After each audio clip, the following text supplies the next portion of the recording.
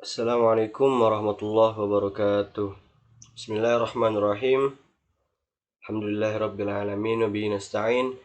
Wa ala umurid dunya waddin. Salatu wassalam ala sayyidil anbiya wal mursalin. Amma ba'd. Tugas UAS Studi Teks Ulumul Hadis. Dosen pengampu Dr. Ahmad Alim, MA. Thabit Islam Ar-Rodi, Universitas Ibnu Khaldun Bogor.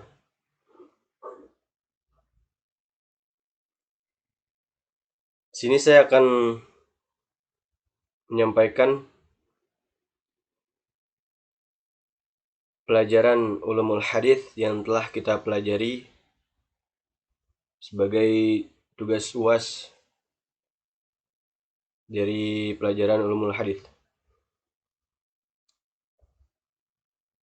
Yang pertama, pokok pembahasan yakni hadis dhaif ditinjau dari gugurnya sanad. Kemudian hadis dhaif sebab cacat integritas dan lemah kognitif. Kemudian hadis mu'allal, munkar dan maudhu'. Hukum meringkas hadis dan meriwayatkan dengan maknanya. Konsep sahabat, definisi dan tabaqat. Hadis musnad, hadis musalsal dan contohnya. Kemudian hadis musalsal bil awwaliyah dan gharib al hadis dan adab perawi hadis.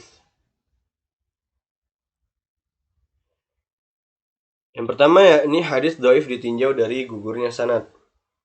Yang dimaksud dengan gugurnya sanad adalah terputusnya rangkaian sanad dengan gugurnya satu rawi atau lebih baik dengan kesengajaan sebagian rawi atau tidak baik gugur di awal sana, akhir maupun pertengahan. Sangat baik ukur secara jelas maupun tersembunyi. Gugur secara jelas. Gugur macam ini diketahui dengan tidak bertemunya seorang rawi dan gurunya, atau hidup satu zaman akan tetapi belum pernah bertemu, kecuali hanya riwayat melalui ijazah atau wijadah. Gugur secara tersembunyi.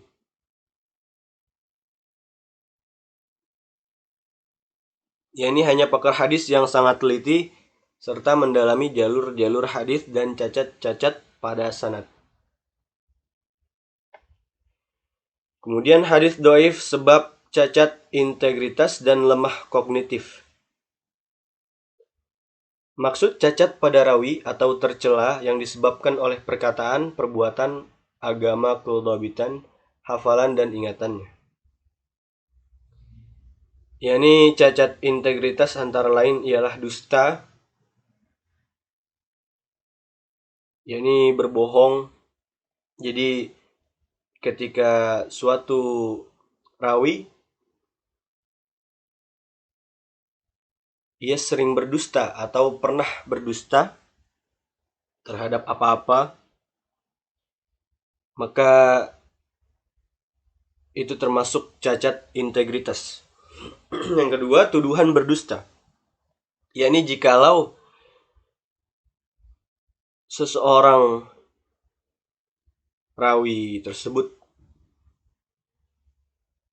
belum tentu berdusta, tetapi beberapa orang atau sebagian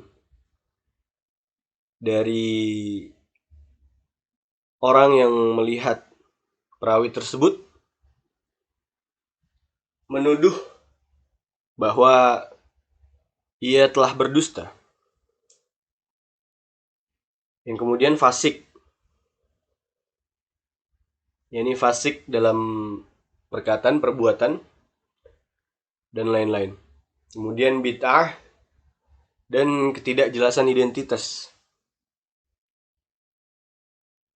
yang tidak diketahui dari mana asalnya, keturunannya, dan bagaimana dari ia kecil sampai besar. Kemudian cacat kognitif antara lain kesalahan yang fatal.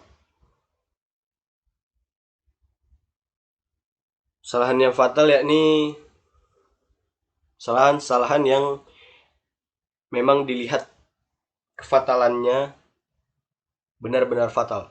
Kemudian hafalan yang jelek, yang tidak sesuai dengan apa yang sampaikan. Kemudian kelalaian dalam beribadah. Kemudian banyak ragu-ragu, tidak yakin, tidak teguh dalam dirinya akan suatu hal yang kemudian menyelisihi yang lebih kuat. Hadis mu'allal, munkar dan maudhu'. Hadis-hadis yang ditolak karena cacat rawi. Mu'allal yakni hadis yang ditemukan di dalamnya ilat yang merusak kesahihan hadis. Kemudian munkar yakni hadis yang rawi dhaif yang menyelisihi riwayat rawi thiqah. Kemudian maudhu', kedustaan yang dibuat-buat dan direkayasa kemudian dinisbatkan kepada Rasulullah sallallahu alaihi wasallam. Hadis-hadis yang tadi saya sebutkan ialah hadis-hadis yang ditolak karena cacat rawi. Ada beberapa faktor yang tadi disebutkan yang menyebabkan hadis-hadis ini ditolak. Hukum meringkas hadis dan meriwayatkan dengan maknanya. Hukumnya boleh selama tidak merubah makna, dan ini hanya dikhususkan untuk orang yang faham mengenai sighah dan makna hadis secara keseluruhan. Meringkas hadis dan meriwayatkan dengan maknanya tidak boleh di sembarang orang yang menggunakannya, yang meringkas dan meriwayatkan dengan maknanya, karena khawatir mereka tidak termasuk dari yang dikhususkan untuk yang faham mengenai sighah dan makna hadis secara keseluruhan. Maka hukum ini boleh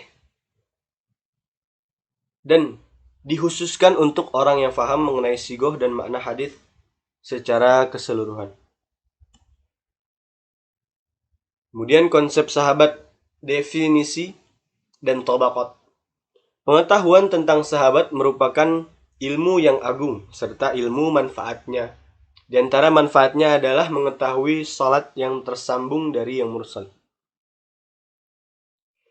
Definisi sahabat ialah orang yang bertemu dengan Nabi dalam keadaan Islam serta meninggal dalam keadaan Islam, walaupun keislamannya telah terhalangi oleh kemurtadan.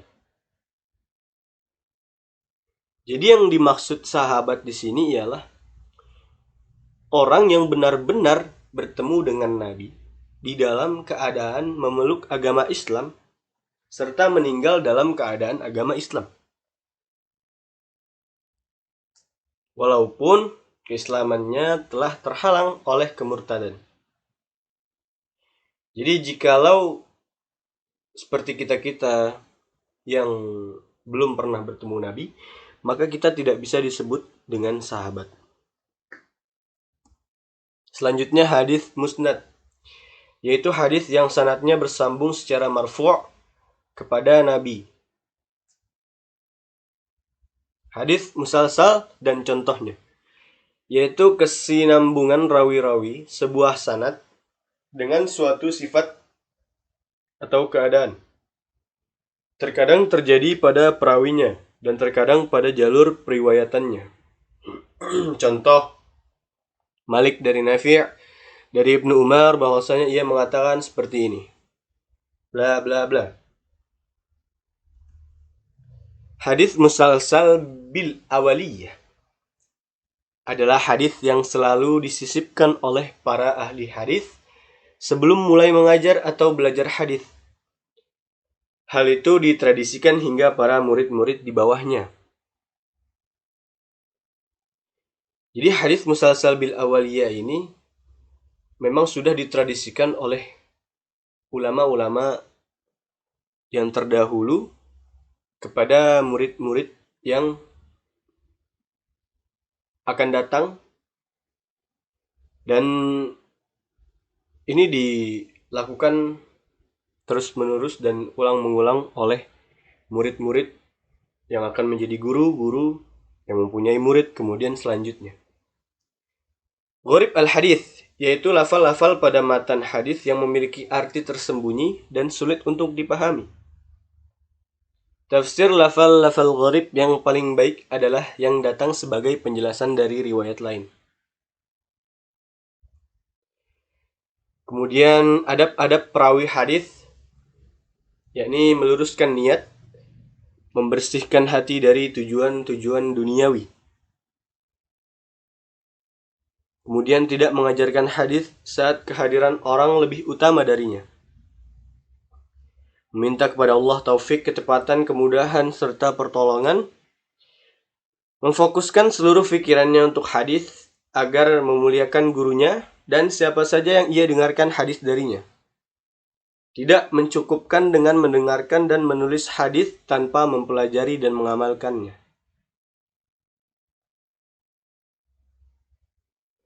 Wallahu a'lamu bishawab. Hanya itu yang bisa saya sampaikan. Kurang lebihnya mohon maaf. Wabillahi taufiq wal hidayah. Assalamualaikum warahmatullahi wabarakatuh.